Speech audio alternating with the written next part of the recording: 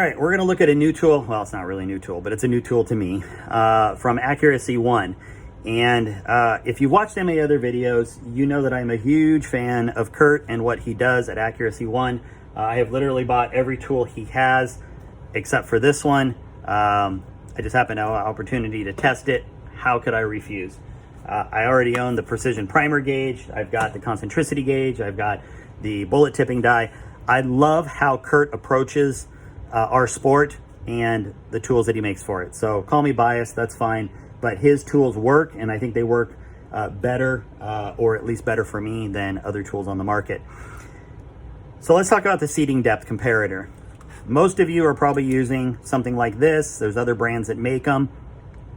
And they just work on the concept that you're going to measure base to ogive. Okay, simple enough, you know, and it works. There's plenty of guys that use them. There's plenty of guys that are in top 10 of just about every discipline that use them. I am not out to bash this. It is a functional method that works for lots of people. However, there's a couple things about it that this, I think, improves a little bit and gives you the opportunity to improve during your loading process. The first thing is that I have to pick this up, okay? There's no easy way to put it in a stand. You have to wheel it. You have to be precise. You have to be repeatable in the amount of pressure you're applying. You can't under or over, apply pressure every time you measure. It takes a little practice, and I have to pick it up. So if I'm doing a seating depth test and I'm measuring every 3/1000ths during my test, or during my seating for the test, I got to pick this thing up a lot, and I don't like that. Okay, this also measures base to ogive.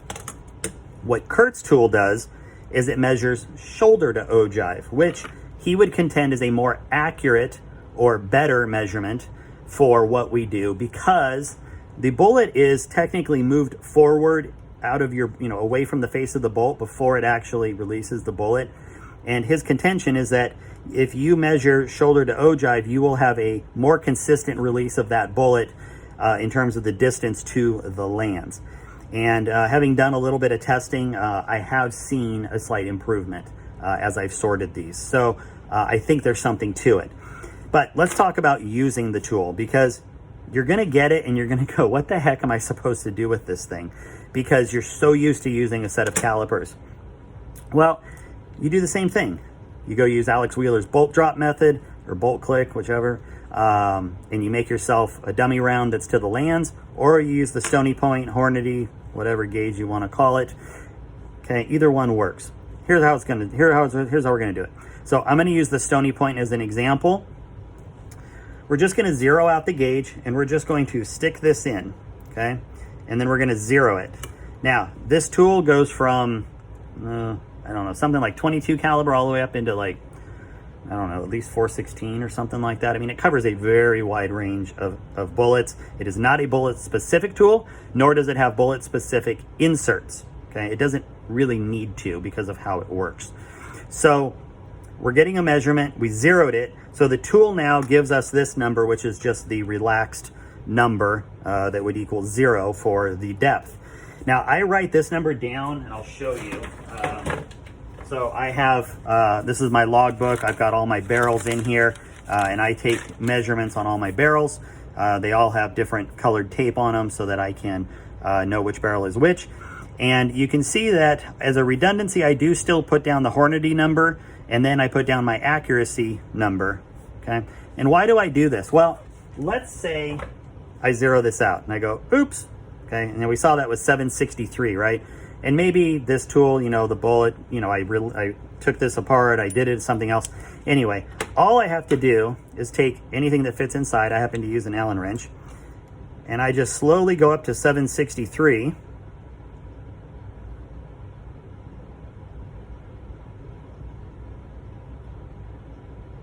And if I wasn't on camera, I'd go a little bit faster, but I just go to 763 and I zero it. So you saw it was zeroed at 7625. We'll call it close enough, okay? But under normal operation, I can get it zeroed exactly where it was.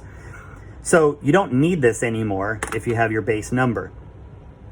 And then all I have to do is take my ammo, 21 thousandths, 22, 21.5, 21.5, 21.5, okay? See how fast that is? I can literally pull ammo off of my press, give it a quick test. Yep. Okay. Quick test. Yep. Okay. And I can put my ammo. Oh, this one's off. I can put it aside. Very, very fast. That alone makes it worth the money for me. I mean, truly, like I've gotten so spoiled with this thing because I do a lot of testing. I do a lot of seating depth tests. This tool has saved me a ton of time, effort, all of it. Okay. But I know what you're saying. Hey, this tool works great too. Sure it does. Just for the sake of comparison, we're going to go ahead and put this in. We're going to zero it. So we have the same dimension. See, 18.5, 16, 17.5, 16,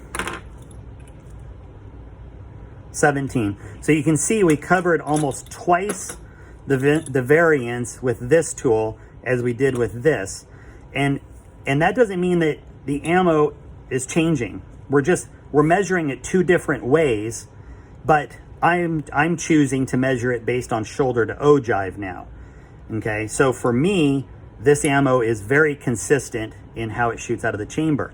Whereas if I was measuring with this and I were to pull up nothing but 21s and 21.5s and then measure it in here, it would probably be off by 2.5, 3 thousandths.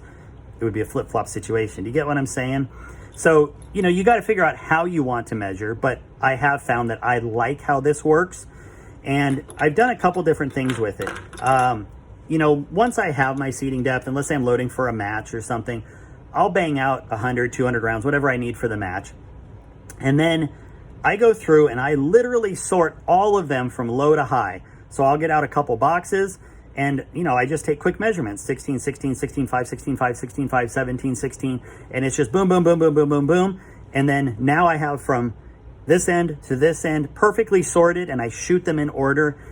I literally did 180 in like, I don't know, 10, 15 minutes the other day for a match. It doesn't take much time, but the confidence that it gives me that that number is pure from start to finish, you know, gives me confidence. So anyway, I think it's a fantastic tool. Like I said, call me a fanboy of Kurt's, but I love the way this guy thinks. I love the tools that he makes. I like the way he makes them. I like the materials he makes them out of. I think it's really tough to beat. On a side note, this stand is worth every penny.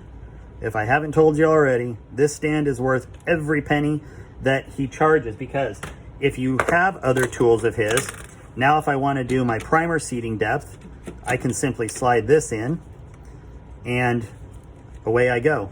Boom, boom, boom, boom, boom, and I can test. So he thinks ahead of time, which is great.